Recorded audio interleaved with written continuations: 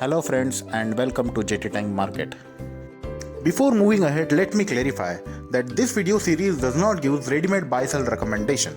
In fact, you should be able to analyze balance sheet, financial statements on your own. That is the purpose of this video. Topic today we are going to cover is ROE, ROA and ROCE.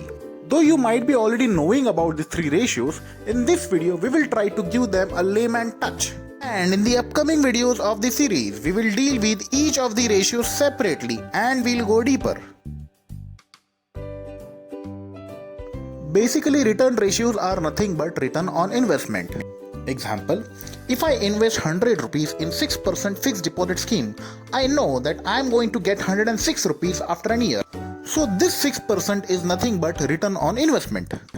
This is what we do to take investment decision. So our job will be to find out exactly where the company have invested its money to execute its core business. Usually return on equity is widely used, but there are many cases where we need to use other ratios too. Once you get the grip of all three, you yourself can decide the application of all three ratios. Now coming to the balance sheet. Whatever investment is brought by the owner is called shareholders' equity, and the business loan taken from the bank is a long-term liability, whereas materials purchased on credit is a short-term liability. So all these purchased materials and machines are part of assets, and whatever cash is left after this is also a part of assets. So this way on balance sheet your assets get equated with liabilities plus shareholders' equity.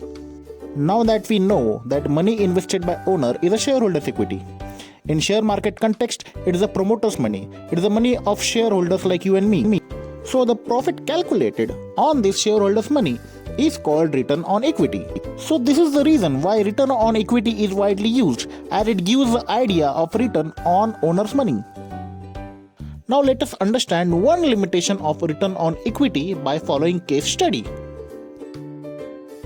Recently, Indian government have taken the loan of 80k crores for bullet train project. Now that project is of 1 lakh crores, government invested remaining 20k crores by themselves. Now 20k crores equity and 80k crores liability together became 1 lakh crore rupees worth of assets. Now let's assume that bullet train project made 5k crores of profit in first year. I know it is impossible, I'm just asking to assume for the sake of case study. Now talking about return ratio. If we need to calculate return on equity, we will have to take this 5k crores profit on this 20k crores investment. So ROE comes to 25%. But such a high value of 25% is not acceptable here. That means return on equity is not acceptable here, because the main game changer here is 80k crores. So what will we do? We will consider this 80k crores liability in calculating our returns. So this liability plus shareholders gives us 1 lakh crore worth of assets. Now we will calculate our returns of 5k crores profit on these 1 lakh crore worth of assets, giving us 5%. This is nothing but return on assets, ROA. So as we have seen how this heavy debt to equity ratio of 4:1 have changed the importance of ROE. It doesn't mean ROE is futile in such cases. We can still use ROE to compare to companies with closer debt to equity ratios.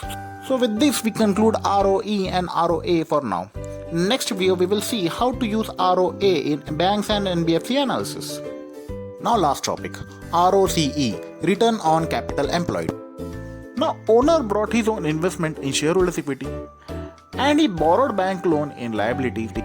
Now whatever fund is collected, some of it will be a cash reserve, some of it will be an investment like a mutual fund, and major portion of it will be invested in core business, that is capital employed for core business.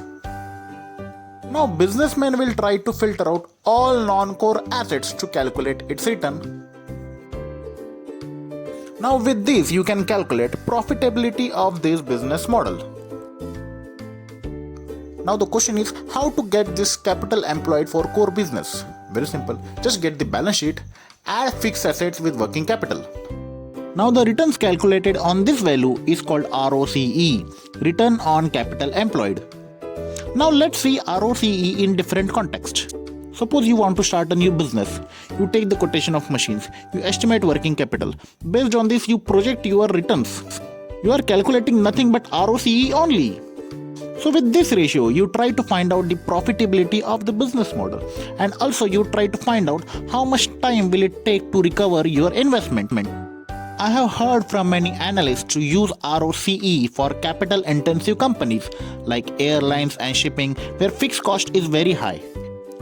But I will suggest you to practice this ratio for finding the profitability of manufacturing companies also.